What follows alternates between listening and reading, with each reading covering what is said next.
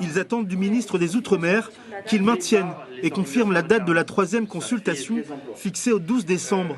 Pour les Républicains calédoniens, Génération NC et le mouvement populaire calédonien, il n'y a aucune excuse pour que l'État cède sur le calendrier fixé à Paris. On refuse que la crise sanitaire qu'on vit aujourd'hui soit instrumentalisée par les indépendantistes pour essayer d'obtenir un report qu'ils n'ont pas obtenu en début d'année. On est convaincu que l'État a la capacité d'organiser le référendum dans les conditions sanitaires qui seront bien meilleures au mois de décembre qu'aujourd'hui. Il sait le faire, il l'a fait en métropole pour les municipales, pour les régionales. D'autres pays, l'Italie, l'Allemagne l'ont fait. Autre attente sur le coût de la crise sanitaire. Pour ces 3 partis, l'État doit préciser ce qu'adviendrait son accompagnement financier en cas de victoire du oui ou du non au référendum.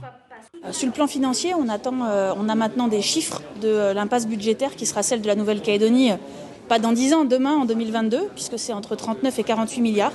Ce qu'on attend, c'est finalement que l'État amende quelque part les conséquences du oui et du non pour dire concrètement comment l'État pourra nous accompagner sur le financement de cette crise en cas de oui et en cas de non. Là, la France a été très présente pendant cette crise parce que sur les vaccins, sur l'accompagnement humain, etc. Parce qu'on est français. Qu'est-ce qu'il en serait si on était indépendant ? Enfin, concernant la gestion locale de la crise sanitaire, les Républicains calédoniens, Génération NC et le mouvement populaire calédonien attendent que l'État offre son expertise.